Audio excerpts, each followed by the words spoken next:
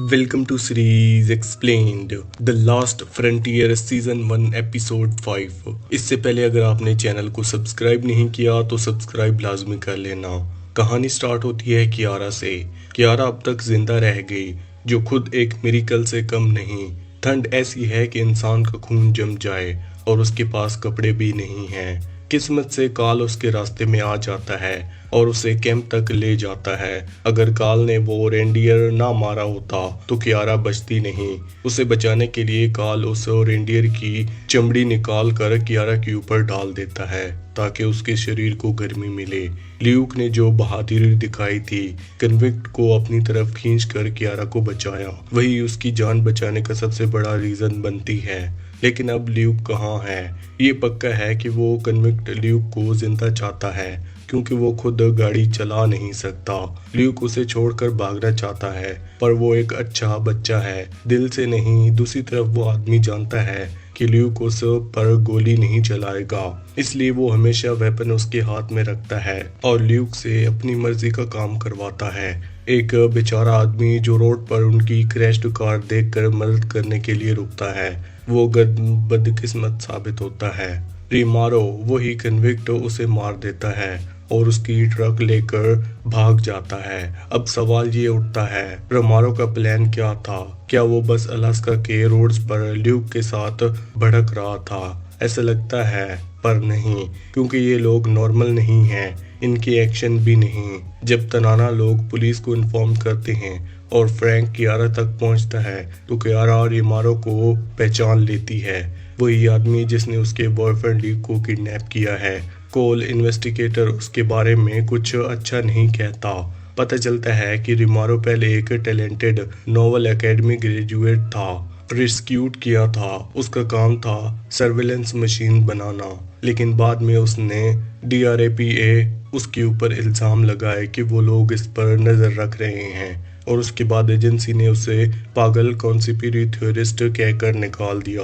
अब ये कहना मुश्किल है कि रिमारो सच में पागल है या सच कुछ और है। उसके नेबर की मौत और उसके कुत्ते का ब्रूटल मर्डर देखकर लगता है कि वो अपना दिमाग खो चुका है। शायद गिल्ट उसे पागल कर रहा है, क्योंकि वो खुद उन मशीन का क्रिएटर था जिसने अब उनसे नफरत हो गई। फ्रैंक और सारा के लिए ये सब फिर से एक नाइटमेयर जैसा है। वो पहले ही अपना एक बेटा खो चुके हैं, इसलिए अब चाह रहे हैं कि जितने भी टकरार हों, ल्यूक को ढूंढने के लिए उन्हें मिलकर काम करना ही होगा।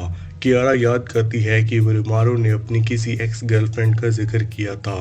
फ्रैंक चाहता है कि शायद वो उससे मिलने जा रहे हो, लेकिन कोल कहता है कि ये टाइम वेस्ट है। रिमारो कुछ और ही प्लान कर रहा है। रिमारो गुस्से और दर्द से भरा हुआ है। जब वो उस आदमी ही ट्रक चुरा कर निकलता है, तभी फ्रैंक और सारा को रास्ते में वही आदमी मिलता है जो रोड पर कुचला गया था। उस ट्रक पर स्टेट रोड सेल्टिंग लिखा होता है। फ्रैंक नोटिस करता है कि नॉन स्टेट रोड पर भी सॉल्ट गिरा हुआ है, मतलब रिमारो यहीं से रास्ता ले रहा था। ये ट्रायल फॉलो करते हुए फ्रैंक और सारा एक पावर सबस्टेशन उसके तक पहुंचते हैं, जहां रिमारो अपना प्लान शुरू कर चुका होता है। ल्यूक उसके साथ और देखता है कि रिमारो किसी मशीन को तोड़ रहा होता है, सर्किट बोर्ड्स पर काम कर रहा होता है। फिर वो ल्यूक से कहता है कि एक बड़ा मेटल पार्ट ट्रक में ले जाओ। उसके सरप्राइज के लिए रिमारो का पहला स्टेप सक्सेसफुल हो जाता है। उसने उस सबस्टेशन को नुकसान पहुंचाया, जिससे हार्प नाम के एक US मिलिट्री रिसर्च सेंटर की पावर सप्लाई बंद हो जाती है। ल्यूक को अब कुछ समझ नहीं आता जब रिमारो क्लिफ पर खड़ा होकर हार्प को देखता है और कहता है कि वो अपनी लाइफ मिशन पूरा करने वाला है। उसके हिसाब से हार्प एक रिसर्च सेंटर नहीं बल्कि एक गवर्नमेंट सर्विलेंस हब है, जहां से लोगों की प्राइवेट इंफॉर्मेशन चुराई जाती है। अब वो उसे उड़ा देना चाहता है। फ्रैंक, सिडनी, हिच और क्लू जब जानते हैं कि वो हमेशा हॉलॉक से 2 कदम पीछे ही रहते हैं, लेकिन वो मानते नहीं। ऐसे बिहेव करते हैं जैसे हॉलॉक कोई जादू या सुपरनेचुरल चीज़ हो। अब तक उन्हें ये मालूम हुआ कि हॉलॉक का कॉन्टैक्ट कोरियर 1 सेंटर थागियो से है, जिस पर शक है कि उसने आर्चीव 6 अलास्का तक पहुंचाई है, जो प्लान क्रैश हुआ था। जहां से हॉलॉक जिंदा बचा वो कुरियर के आने के 24 घंटे बाद अलास्का पहुंचा था। इसलिए फ्रैंक और उसकी टीम ये समझने के लिए कोशिश कर रही हैं कि क्या हॉलॉक और कुरियर से मिलकर प्लान गिराया है। लेकिन अगर आप मुझसे पूछो, मुझे नहीं लगता कि हॉलॉक का क्रैश से कोई लेना देना है। वो चाहे कितना भी स्मार्ट हो, पर कोई आदमी अपनी मर्जी से प्लेन क्रैश में जंप नहीं करेगा। हॉलॉक एक ऐसा बंदा है जो हर सिचुएशन में कंट्रोल में रहता है। इस बार भी वही फ्रैंक से कांटेक्ट करता है अपनी मोटेल रूम से। वो कहता है कि स्पीकर बंद करो, सिर्फ फ्रैंक से बात करनी है। और फिर वो फ्रैंक को उस सीक्रेट याद दिलाता है जो फ्रैंक सबसे छुपा रहा था, शायद अपनी वाइफ सायरा से भी। फ्रैंक मजबूरी में हॉलॉक की बात मान लेता है। सिडनी और हुच के लिए भी और सस्पिशियस लगता है। अगर फ्रैंक के पास कुछ छुपाने को नहीं तो उसने हॉलॉक की बात क्यों मानी। पर हॉलॉक फ्रैंक को मुसीबत में नहीं डालना चाहता था। वो बस ये देखना चाहता था कि अब तक वो नाइस गे बना हुआ है और अपना वादा निभा रहा है। उसके प्यार सिडनी के लिए अभी भी जिंदा है, बस वो बचने की कोशिश कर रहा है, पकड़े जाने से नहीं। हॉलॉक चाहता है कि उसकी कॉल पुलिस ट्रेस करे, लेकिन सिर्फ तभी जब वो चाहे।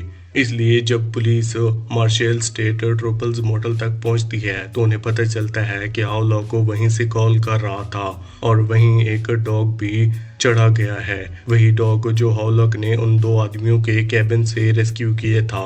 शायद वो जानता था कि सिडनी को वो डॉग पसंद आएंगे। हॉलॉक क्राउड में छुपा होता है और दूर से सिडनी को प्यार भरी नजरों से देख रहा होता है। फिर वो आदमी जान जोखिम में डालकर उसके पास जाता है। बार में उससे कॉर्नर करके एक ऑफर देता है, चलो मेरे साथ गोवा, सब कुछ छोड़कर। सिडनी के चेहरे पर लगता है कि उसका मन हाँ कहने को है, पर वो जानती है कि ये गलत है। हॉलॉक के पास आर्चीव 6 है और उसके हिसाब से जब तक वो उसके पास है बेरेनो उन्हें हानि नहीं पहुंचा सकता। लेकिन सिडनी फिर भी नहीं जाती।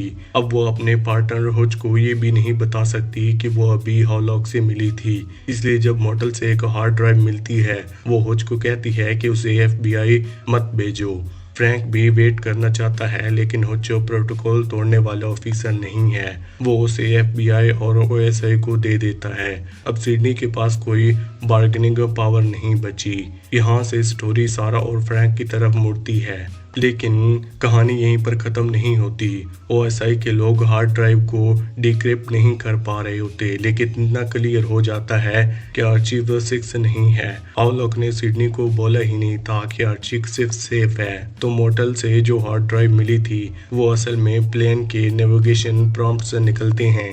और अब फ्रैंक और हुच को लगता है कि CIA और कोरियर दोनों प्लेन क्रैश में हाथ है। इस एपिसोड के एंड में ये बात सामने आती है कि कभी कभी इंसान को अपनी फैमिली और अपनी कम्युनिटी में एक चुननी पड़ती है। सिडनी के लिए ये सिचुएशन है। उसने अपनी जिंदगी का बड़ा हिस्सा बियोरो को दे दिया, बिल्कुल अपने फादर की तरह, लेकिन बदले में उसे सिर्फ हैरेसमेंट और स्ट्रेस मिला। जब सिडनी को उसकी माँ पोली का कॉल आता है वो कहती है कि मूव होने वाली है, क्योंकि उसका दिमाग अब ज्यादा मेमोरियस नहीं संभाल सकता।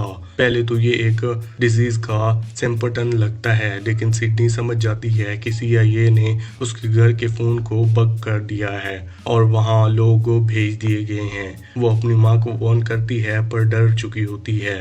जब पोली का कॉल आता है घर में आदमी घुस गए होते हैं। सिडनी टूट जाती है। उसके लिए सबसे मुश्किल बात यह है कि जिस ऑर्गेनाइजेशन ने उसे अपना पूरा करियर दिया वही उसकी फैमिली को निशाना बना रहे हैं। जो बड़ी मशीनें रोमियो ने ल्यूक से सबस्टेशन से निकलवाई थी और हार्प ले गया था वही स्विच थी। ल्यूक ने उसे तोड़ना भी नहीं चाहा क्योंकि वो ऑलरेडी डिस्कनेक्टेड थी।